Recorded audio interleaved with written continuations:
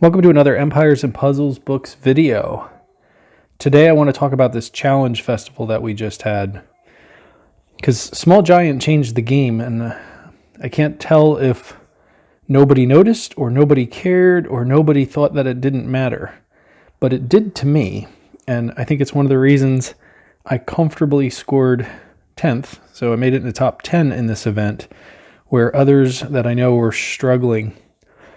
So what was the change? There was two notable change. Unfortunately, after the event, the rules are now grayed out. But we're going to talk about it. So one change with the Challenge Festival is the heroes from all 5 events were available for the bonus. Now, why does that matter? Well, because the heroes, especially in Rare, there's only, 2 heroes. 1 or 2 heroes, 2 heroes, I guess now, from each of those 5 events, from Avalon Pirates and everything else. And those 2 heroes, rarely work well together. They're not really a good option for any one event. But what was interesting about this is all 10 of those heroes now could have been combined in some fashion. And then we had new heroes. So there's actually 3.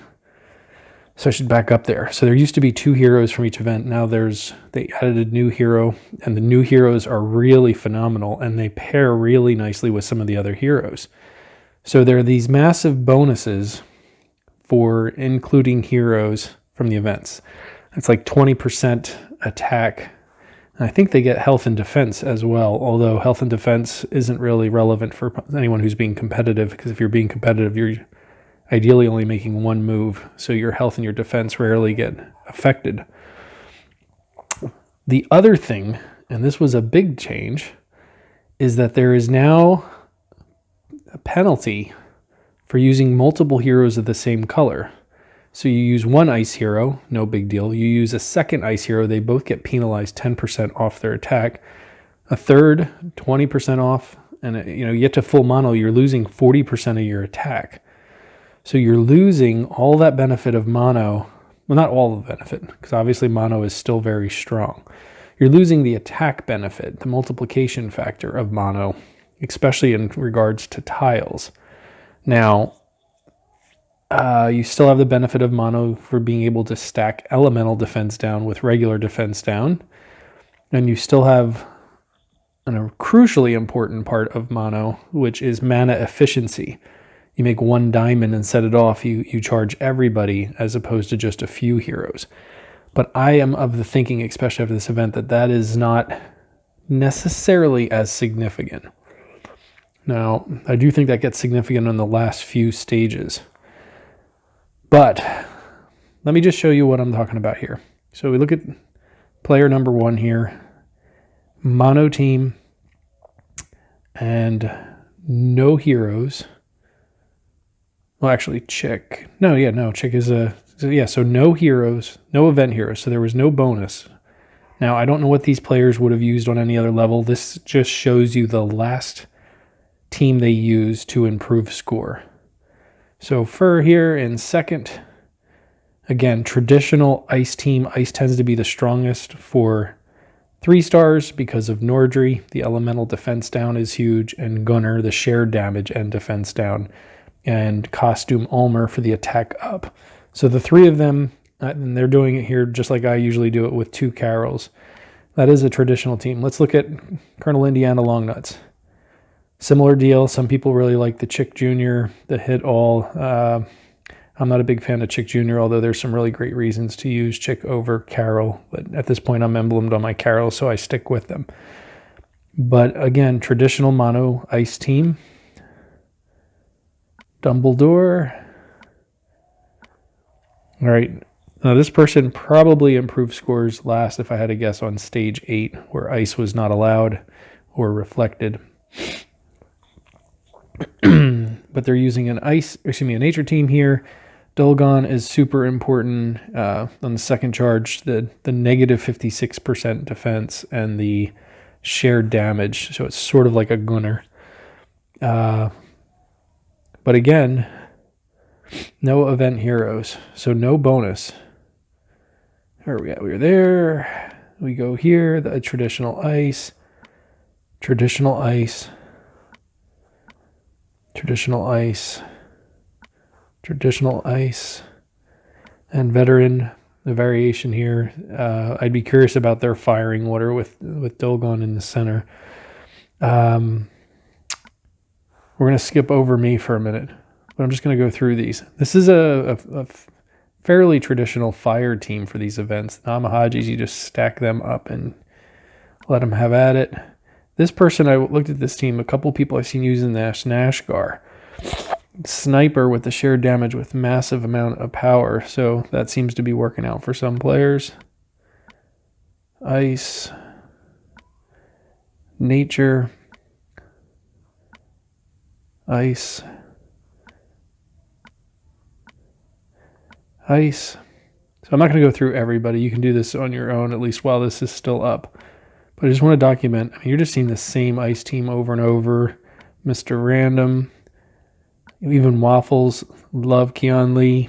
He usually does very well in these events. Unusual to not see him in the top 10. I think he was probably pushing on some of the other events, the other rarity levels. But nobody. All right, so I'm just going to stop at the top 25. This is going to be the same. Darian was back there. He's with Keon Lee. Typical ice team. This is pretty normal. I did not do this. And I think I'm the only one who didn't do this. And I'm really curious if we're just going to see the future here. This was pretty standard for me on this team. I have 4 event heroes here. The only hero that is not an event hero is Jahangir. But we have the new Trevel. So some people might not have Trevel maxed yet. Or Phoenicus. These are 2 powerhouse heroes. And they pair nicely with, you're doing the defense down to everybody, the attack up for everybody, and then a big hit from Bochin. And Guardian Bat hits 3. So they would each get a 20% advantage. So for the Dark Heroes here, I'm getting plus 20% attack, but since I used an extra one, I lost 10%. Excuse me, with the fire, same kind of deal. I got the 20% and then I lost 20% because I had the 3rd fire. But you have that advantage of not losing 40% compared to a mono team. Now, truth be told, most levels in this, I was running 2-2-1. So I was always gaining 20% and giving 10 back, which is a massive advantage in power over a traditional mono team. So I would throw maybe Kalani in there sometimes. Now she's not an event hero, but I'd use Kalani for the attack boost if I couldn't use fire on a certain level. Sometimes I was using Gunner instead of Trevel if I needed the defense down and would prefer the shared damage. But I'm going to be curious to see what the top 10, 20, 30, 50, 100 look like in these events moving forward. I'm not sure how often they're going to have this challenge festival, but I really think that there is incentive now to get away from using a full mono team. So what do you think? Am I crazy? Am I the only outlier here? I definitely struggled on the high levels. My stage 8 kept me from being, I think, in the top 5 or at least moving up from top 10. I was really struggling with getting the right kind of board for the teams that I was using for stage 8. I don't know. I'm curious. Has the game changed? We've done this challenge events for the better part of 4 years now with building these solid mono teams to dominate challenge events. Are we going to see a change?